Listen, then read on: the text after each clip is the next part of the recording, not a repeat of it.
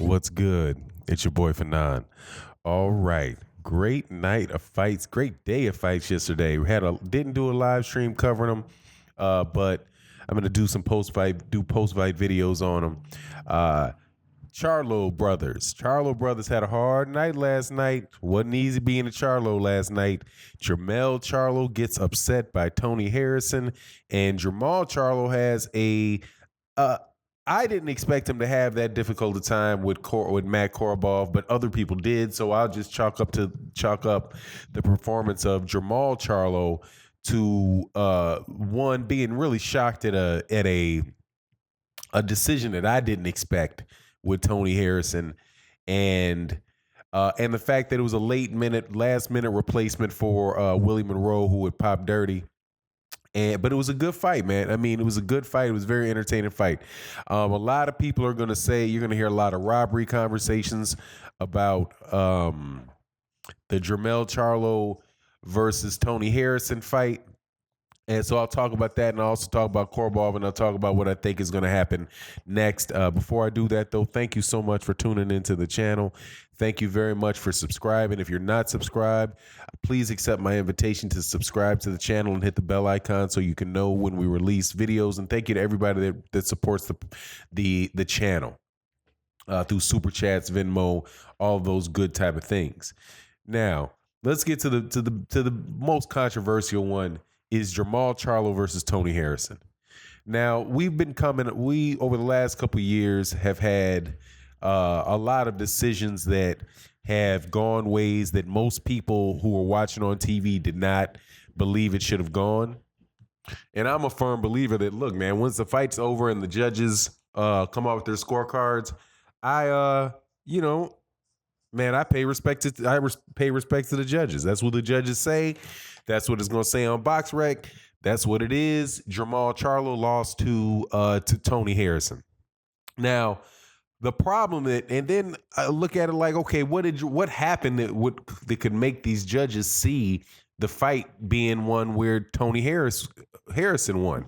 Because I am not going to lie, man. I was watching the fight. I didn't have the volume on, so I know that I wasn't getting led one way or the other at least by the commentators. But what I saw Jamal. I thought Jamal Charlo was winning most of those rounds. Jamal Charlo was pushing the action. He got caught with some. He got caught with some nice, nice. He got caught with some jabs, some clean right hands on the way in. But I thought that he was definitely the busier fighter. I thought that he landed. I thought he landed a lot more, the more significant shots and landed punches more often. But the judges could have been scoring for I guess for defense and ring generalship, because Jermell Charlo was missing a lot of shots. He seemed really, really, really anxious. He's really pushing the fight. And I was, I was shocked when the decision went the other way. However, like I said, man, the thing is, I'll say the same thing that I say to Tyson Fury or about Gennady Golovkin, about Sergey Kovalev, that, sometimes you get in boxing, that shit happens, and you got to figure out what it is exactly that puts you in a situation where those judges could take that, could give the decision that they gave. What could have Jermell Charlo have done differently, or what does he need to do differently next time in order to get his the outcome to be what he wants it to be, right? And more than likely, that's going to be him. He's probably going to have to fight a more tactical fight next fight. He's going to have to jab to the body, jab to the head. He's going to have to go back to being more of the boxer with Tony Harrison, because Tony Harrison's not going to engage with him, and Tony Harrison's going to fight the whole fight on his back foot.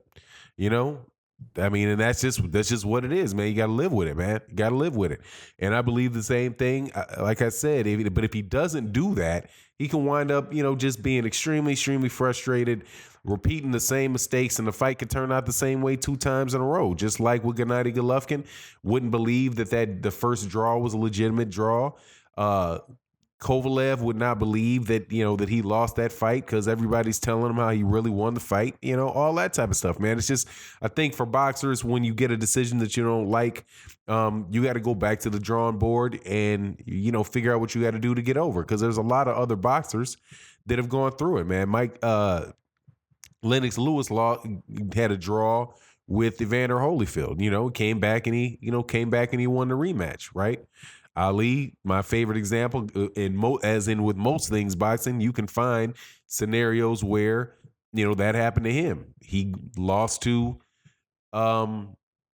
Joe Frazier, had to come back, figure out what he could do differently to win the second time.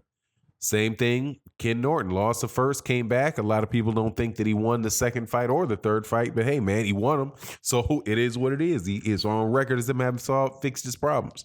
So that's kind of where I am with Jermell Charlo, man. Jermell Charlo's he's got to go back to the drawing board, or at least he's got to keep his head up, get back out there, and congratulations to Tony Harris, man, because Tony Harris did what Tony Harris was supposed to do.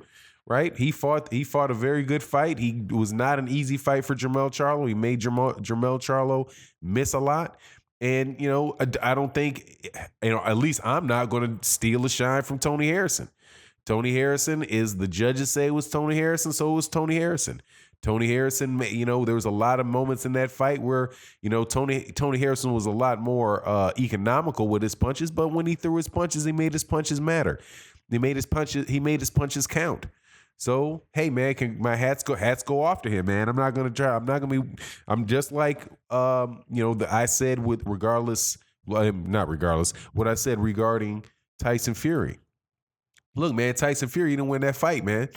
And I thought the people that were screaming robbery and all that stuff were doing a disservice to Deontay Wilder, because Deontay Wilder did what he needed to do by getting those two knockdowns to make that happen. Now, the ironic thing, I'm not going to sit up here and say that, I don't have eyes, right? And I don't have an opinion, because I do. And I was very, very surprised when I looked up and saw Tony Harrison standing on the ropes, screaming out, to the crowd. I was like, what? I mean, for real, I was like, but it could have been a scenario where, I just thought Jermell Charlo was going to win the fight. And those were the lenses through which I was watching the fight. I mean, I guess I'll go back and look at it again. Maybe, probably not. I just say, okay, when's Jermell Charlo fighting next? But I think it would be a disservice to crap all over Tony Harrison's over his best moment. You know what I mean? Now, on to the other one, which is Jermall Charlo. Yeah, I think Jermall Charlo more than anything was affected by the fact that his brother lost the fight. And he came in and he had a very hard time for the first several rounds getting past the straight left hand of Korobov. And it was landing solidly, and it was landing often. And it took a while for Jermall Charlo to figure that out, man, and to be able to time it. But eventually he did, man. And he really won the fight. Jermall Charlo won the fight with his jab. He started swelling up Korobov's eye. He had a very nice, very precise jab that Korobov seemed to have a very hard time getting out of the way of. And, it is what, like I said, it is what it is. I think the ironic thing is, though, that I thought that Jermell Charlo had a better performance than Jermall Charlo, but Jermall Charlo won and Jermell Charlo lost. And it is what it, like I said, though, it is what it is. Jermall Charlo still looks to be very, very solid fighter. Matt Korobov was a very good left-hander, man. He's better than I thought he did. I thought he was. He was not trying to push neither of these guys last night. Neither Korobov nor Tony Harrison were pushing the fight or taking the fight to the Charlos. The Charlos were the guys who were trying to who are coming forward, trying to make the fight, make something happen all night long. Jermall Charlo, the 160-pound fighter, was actually, the one. It was actually pretty close to finishing Korobov in the 12th round. Didn't work out that way, but man, I think that he won the fight. So It knocks a little luster off the Charlos, man. It was not a good evening, but here's the thing, man. They come right back out, and they come right back out and go again, man. Jermell Charlo, still, I'm telling you, man, Jermell Charlo keeps fighting. He keeps fighting tough competition. This was supposed to be a little bit of a softer touch in Tony Harrison. Maybe he overlooked Tony Harrison and he thought he could just walk through Tony Harrison, and it didn't work out that way. But that's pretty much 2 fights in a row that Jermell Charlo went the distance. One against Austin Trout, and there's no shame in that, man. Austin Trout can fight. Tony Harrison can fight. This is just, man, when you fight in high level competition, stuff like this can happen. But man, look, again, I respect the judge's decision. I'm not going to call this thing a robbery. Jermell Charlo just needs to figure out what he got to do next time in a rematch, and just try to get back with a rematch as quickly as you can. People be very interested in seeing the fight, and to be a good one, and you move on from there. Jermall Charlo did what he was supposed to do. I'm sure there's going to be a whole bunch of people saying, he didn't look good, this, that, and the other. But hey, man, look, Canelo Alvarez didn't look good against Austin Trout. I thought he lost that Austin Trout fight. I don't think Canelo Alvarez looked good against Israel Andy Lara. I thought he lost the Israel Andy Lara fight. He definitely didn't look good in the Floyd Mayweather Jr. fight. It's just sometimes those guys, you just have fights like that, man, on your way to your, throughout your career.